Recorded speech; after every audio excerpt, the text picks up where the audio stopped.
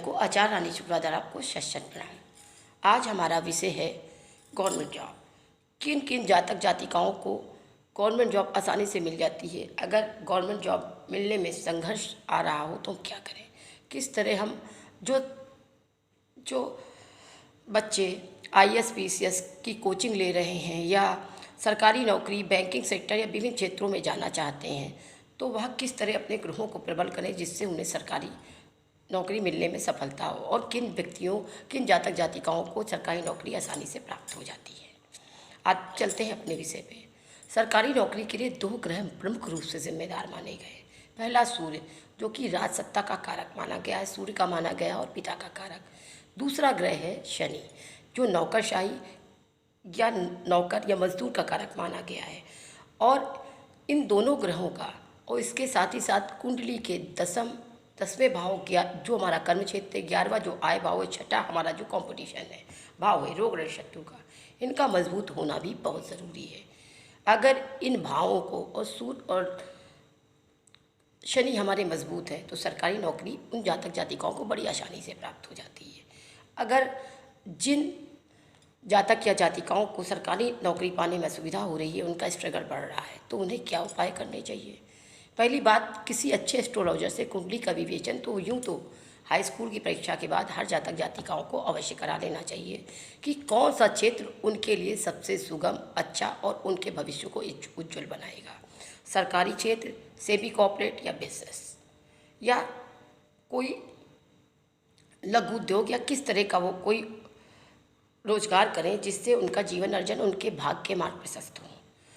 क्योंकि प्रायः हमने कई बार देखा है कि बहुत से बच्चे बीटेक, एमटेक, बीटेक, एमटेक और MBA वगैरह करने के बाद भी 7 साल का स्ट्रगल करने के बाद फिर गवर्नमेंट जॉब की तैयारी करते हैं और अकस्मात उन्हें गवर्नमेंट जॉब प्राप्त हो जाती है।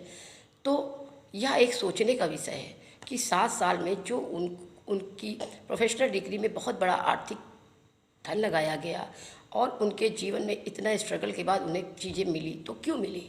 अगर ये कुंडली की विवेचना पहले करा दी जाए और उनके उपाय करा दिए जाएं तो ये चीज़ें बहुत सुलभता से प्राप्त हो जाएंगी। अब आते हैं अपने विषय पे। सूर्य, अगर जिन जातक या जातिकाओं के कुंडली में ये तीनों भाव, 10वां भाव, 11वां भाव और 6ठा भाव कमज़ोर है या यहाँ पे ग्रहण योग बन रहा है, उनको सरकारी नौकरी पाने में काफ़ी संघर्ष करना पड़ता है। इस संघर्ष को कम करने के लिए और नौकरी का मार्ग प्रशस्त करने के लिए अपने सूर्य को मजबूत करें, अर्थात माता पिता के पैर छुएं और पिता से आपके संबंध अच्छे होने बहुत ज़रूरी हैं। इसके साथ साथ प्रातःकाल सूर्योदय काल में जब सूर्य उदय हो रहा हो उस वक्त आदित्य से स्तोत्र का पाठ करें। और तीसरा उपाय कि आप तांबे के लोटे में रोली और चावल डाल के सूर्य को जल दें और रोली को धार बना के जब जल को धार बना के आप सूर्य को जल देंगे तो एक जगह ऐसा होगा जहाँ पे रोली चिपकी होगी। उस चिपकी हुई रोली से अपने मस्तक के अग्रभाग में यहाँ मस्तक पर और कंठ पर अवश्य उस रोली का तिलक लगाएं, निश्चित ही आपको लाभ होगा। इसके साथ साथ चौथा उपाय, इनमें से आप कोई भी उपाय अपना सकते हैं।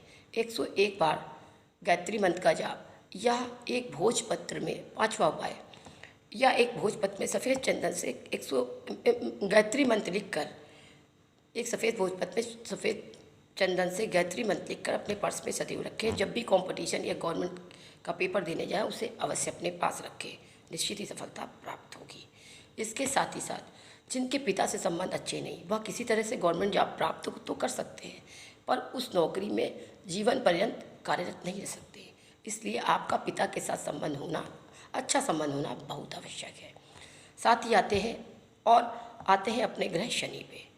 अगर जिन की कुंडली में शनि पाप प्रांत हो या पाप दृष्टि या शनि पे मंगल की दृष्टि बन रही हो या योग या सहयोग बन रहा हो या विभिन्न ग्रहों का या ग्रहण दोष लग रहा हो तो आप उस शनि की प्रबलता के लिए सरसों के तेल का दीपक शनिवार के दिन पीपल के पेड़ के नीचे जलाइए और 108 बार ओम सन शनिश्चराय का जब वही पीपल के पेड़ के नीचे अवश्य करें। काली तिलों का दान करें और साथ ही साथ आप मज़दूरों को अगर पूड़ी और आलू की सब्जी संध्या काल में, यह कार्य शनिवार को 7 बजे के बाद करें और कुछ धनराशि सिक्के के रूप में मजदूरों को दें। निश्चित ही आपका शनि ग्रह प्रबल होगा। इसके साथ ही साथ अपनी कुंडली का विवेचन करा के, अगर सूर्य कमजोर है तो माणिक्य, शनि कमजोर है तो नीलम, लेकिन बिगर पूछे, बिगर कुंडलीय ज्योतिषीय परामर्श के कोई भी नग धारण ना करें, क्योंकि इसका बुरा प्रभाव भी आपके ऊपर